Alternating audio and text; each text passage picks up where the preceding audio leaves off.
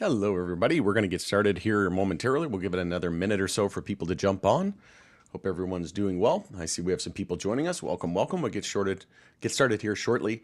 And yeah, shorted, I guess, is a good word as well. Tilray has probably seen no shortage of shorts. All right, we're going to get started here in about 45 seconds.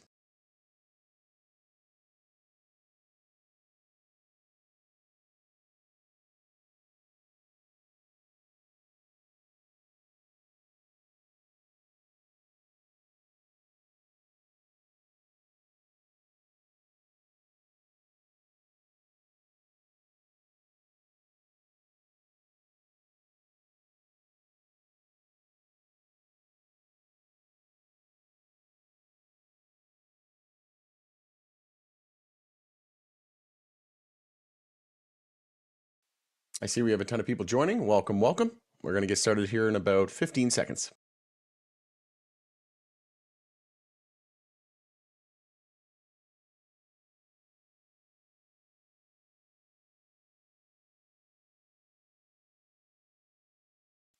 All right, welcome back on The Pursuit of Wealth, everybody. It's Rod with Pow Group. Today's Thursday, March 20th. Decided to do a last-minute live stream and hope everyone's doing well. In this video, we're going to be talking about Tilray Brands. Is the stock doomed? I'll give my thoughts and opinions. Let me know in the live chat. Let me know in the comment section after the fact if you're viewing this after the live. But yeah, a lot of people very upset, investor fatigue, whatever you want to call it, frustrated, angry, pissed off, for lack of a better word. But yeah, I've seen so many people say that stock's going to zero. I think what they mean by that, it's going bankrupt. There's a big difference between a stock going down to zero and going bankrupt. But if Tilray Brands, I said this in the Pow Group private community, and I will make this commitment to everybody here on YouTube, and maybe we'll just give it a couple more seconds until people join, and I'll tell people what I'll do if the stock goes to zero. So. Yeah, obviously not financial advice. This is for entertainment purposes only. Before we get started, make sure to smash the like, all that good stuff. And if you want to subscribe, tick the bell, feel free to do so. You'll be notified on any future videos or when I go live. And full disclosure, I do own Tilray. It's my largest portfolio holding by a country mile. You can follow us over on X as well, at Group POW. Going to be using that as my platform of choice going forward. So we got a couple dozen people on the stream here now. So again, to bring this back up, is Tilray doomed? Is it doomed? And is it going to zero? No, I do not think so. And I'll put in this, I've put my money where my mouth is because it's my number one holding, but also I'll put more than money in my mouth. If Tilray goes to $0 and goes bankrupt, I will eat dirt on live camera on YouTube. So you can hold me to that. The saying goes, black dirt breakdown. If a stock's going, in a death spiral and it's all-time lows and new all-time lows, 52-week lows, they always say black dirt breakdown. I will eat black dirt on camera if Tilray goes bankrupt and the stock goes to zero, kind of like MedMen style, but which they own the IP to, by the way.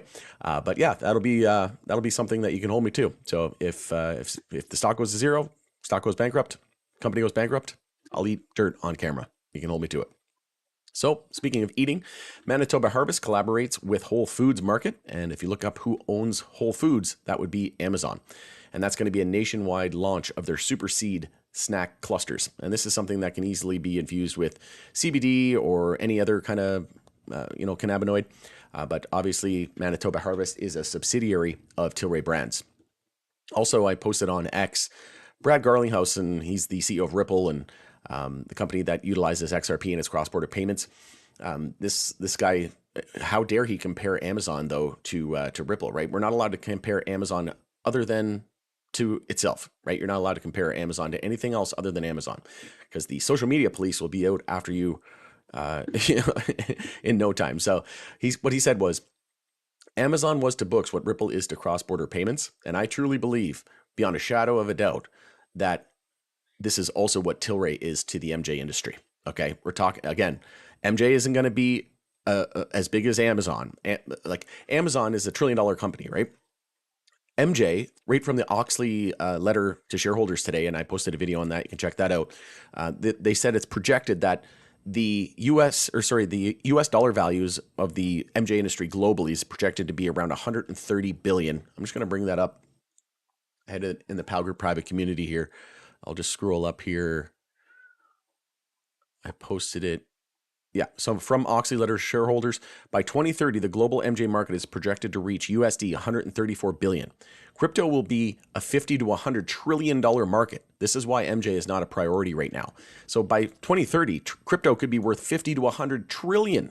And people are still wondering why, they're not talking about MJ yet, and they're talking about crypto and blockchain every time you turn around. Every second word that comes out of their mouth is crypto, blockchain, or AI. That's because AI will be probably in the 50 trillion to 100 trillion mark as well. But, this is literally the internet of value and money, right? It's the next iteration of the internet versus the internet of information. So this is why it's taking the forefront. But MJ will come next, right? Don't worry, we'll get our time in the sun. But, it's going to be a long time. It could be 2040 by the time, maybe 2035, by the time the MJ industry reaches 1 trillion in market, in the global market. So it's really just pennies and a drop in the bucket when you look at it. But I do believe that the Amazon of the MJ space, the leader, the one-stop shop, the one to rule them all, is going to be Tilray. There'll be winners and losers, both sides of the borders, LPs, MSOs, internationally as well, retailers, all that good stuff, picks and shovels, think of your GrowGens of the world. But in my opinion, Tilray, when it's all said and done, will be top 5 for sure, top 3 more than likely, and has the potential to be the number 1 MJ company by market cap when it's all said and done. And all these tariffs and whatnot, there's so much threat to the alcohol industry, and all of Tilray's brands, pretty much, I think, if not all, pretty much all of them, all of their alcohol brands are made in the US. So beer made right here is kind of their slogan.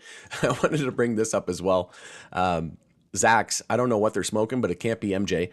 Tilray Brands, and this is from today. Look, check this out. March 20th, 2025. Tilray Brands Inc. advances while the market declines. Some information for investors.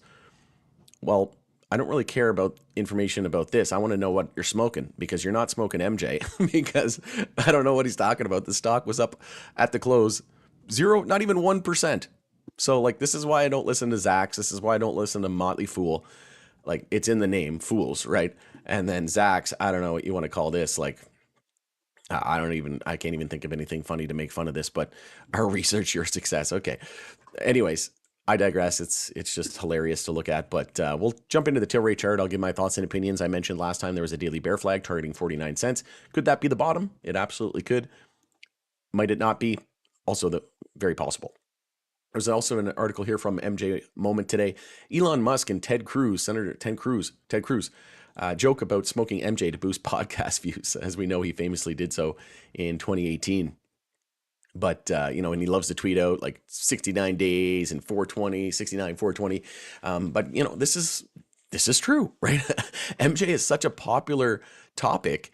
And, 70 to 80% of the US and the globe, frankly, want it legalized in some fashion, right? So, like I said, I'm not worried at all. After big tech, crypto, AI gets its turn, after it's done in the spotlight, MJ will get its turn. So we'll take a look at Tilray here, and according to Zach's, Tilray has been really outperforming the broader market today. Oh man, basically just never look at any other article from them or Motley Fool ever again after that. But yeah, we had our measured move here on the daily time frame. If we go from the high to the low, move it out to our 0.32 fib, it's saying a 49-cent move, which we just hit yesterday. We hit 57 cents. So again, show me the chart, and I'll tell you the news, so to speak. And sure enough, we came from the low of yesterday to that target. We came within 14%. So I've slowly been adding. I might even look to add tomorrow. The S&P 500 has a weekly bear flag target of 514, so we may see some turbulence and some headwinds. But as of right now, we're just starting daily consolidation yesterday, and we held the low of yesterday today, and we're looking to confirm a daily uptrend here. We have our low, high, higher low. We need the higher high. So key resistance is going to be 69, and a number that Elon Musk loves, 69 and 420. And a bit of an inverse head and shoulders here forming as well on the daily time frame. So we'll see if that plays out. And if it does play out, roughly see a move up to about 85 cents. And there was one on SNDL as well. I just posted a video on their earnings. If you haven't seen that, you can check it out. But yeah, SNDL, yeah, you can see here, left, head, right. So ultimately, I do think that, in the next few months, big tech crypto AI is going to top out, and then we're going to see MJ benefit from rotational plays. But, if the S&P 500 goes down 10% a day because of a black swan or something like that, obviously MJ is going to get absolutely pummeled. But, we have to be, the money's going to go somewhere. And, every bear market is met with a bull market and vice versa. And we don't go in a straight line up forever or down forever. If we take a look here at the weekly time frame, still pretty bearish. We're still well below the 10-week moving average. The MACD still bearish, but starting to curl. We just had a bull cross of the stochastic, but like I said, 2 out of our 3 major indicators, still a lot of work to do. So not expecting any big moves anytime soon. Obviously, news can change that, but not expecting any major news really until we have at least rescheduling. I think rescheduling safe banking, that's very possible. Maybe even this year, if not 2026 for sure. I'd be very surprised if that didn't happen, but still well below rather all of our weekly moving averages, well below all of our daily moving averages. It's going to be at least a month or more before we see a golden cross with the 50 and the 200-day moving average bull cross, and before we see any bull crosses on the weekly moving averages as well. So what else can we see here on the monthly time frame? Obviously, we have a pretty big lower wick. But we have no monthly resistance. Now that I think about this, we have no real monthly resistance until $1.82. So, if you're playing off 50 cents psychological with a stop below that, which is the daily bear flag target, if we just go back to monthly resistance, that's a 215% move, right? Like that's wild. So, but we still have a lot of work to do, right? We need to start the monthly bounce, which we're nowhere near doing. We need to top out, form a higher low, which would be this, and then we need the higher high, which would be that, and that's going to take at least 2, probably at least 3 months, best case scenario, right?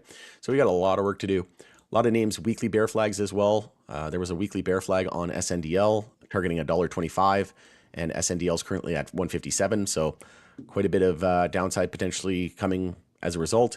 And it looks like we could see a weekly bear flag on Tilray as well. So we'll just get rid of some of these lines actually so that we can see a little bit better here, and then we'll jump into the chat. Let's get rid of that, get rid of that. So if we go from the high to the low here, anything under 75 cents is a potential weekly bear flag. So that would suck. But again, if you're like me, I'm still looking to add. I've still got about 40% left on my TFSA to add for 2025, my tax-free savings account. When you buy something in there as a Canadian, you get to it gets to grow tax-free. So when you take it out, you don't pay any tax. All the profits are yours, but you only have a certain amount that you can contribute to it lifetime, and then you get $7,000 each year or whatever it is. Sometimes it's $6,500, sometimes it's $7,000. This year it was $7,000, and I've maxed that out about 60%, so I got 40% left. There's also an XRP ETF coming to Canada. It's pending, so I'm looking potentially to save for that, but XRP is close to all-time highs, so I might save maybe 10 or 20% for XRP and the rest for some MJ positions. But speaking of which, my number one crypto holding, which is XRP, it accounts for 85% of my crypto portfolio. I've got like a dozen cryptos in my portfolio. My number one crypto holding, XRP, is worth more dollar-wise than my entire MJ portfolio combined. And it's worth it's probably worth more than all of my other cryptos other than it, and my MJ portfolio combined. So I'm just foaming at the mouth, loving that XRP is near all-time highs and seeing crazy gains, and going to be looking to rotate those profits very soon over to more beaten down MJ. So this is why I've been shouting from the rooftops that I'm not loading up the boat on MJ just yet. I'm focusing on crypto because, as I mentioned earlier in the video, crypto's a $50 to $100 trillion market by 2030, 2035 at the latest, in my opinion. And MJ will be lucky to get to 100 billion by 2030, right? That's a drop in the bucket. That's not even apples to oranges. It's like apples to blueberries at that point, right? So we have to call a spade, but the percentage gains is still going to be the same, right? Like you're still going to see those 20x's, 50x's, 100x gains.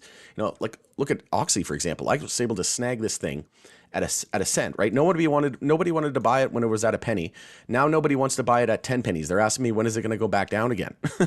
So no one wants to buy it at a penny, and they made fun of me and ridiculed me when it was at a penny and 2 pennies when I said I was buying. Well, look at this idiot buying a penny stock at 1 penny, 2 pennies, lost 99% of its value.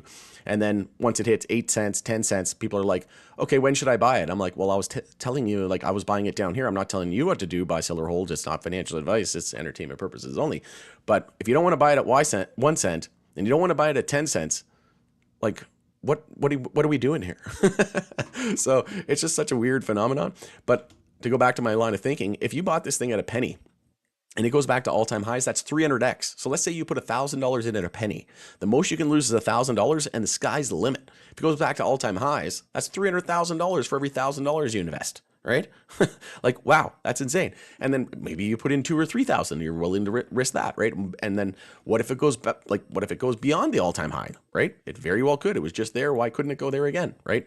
Especially with the biggest economy in the world set to legalize it. If you got at 57 cents, if you got Tilray and it goes back to all-time highs, that's a 540x. So $1,000 investment into $540,000. That's for every $1,000 you could potentially make $500,000. And again, I said at the beginning of this live stream, if Tilray goes to zero, like MedMen, and doesn't recover and delists and everybody loses all their money, or the company goes bankrupt, I will eat dirt. That's called black dirt breakdown in terms of trading and investing. If it goes to zero or bankrupt and you lose all your money and you can't sell your shares like MedMen, I will eat dirt, black dirt breakdown. I will eat that black dirt on YouTube, on live camera. That's how confident I am.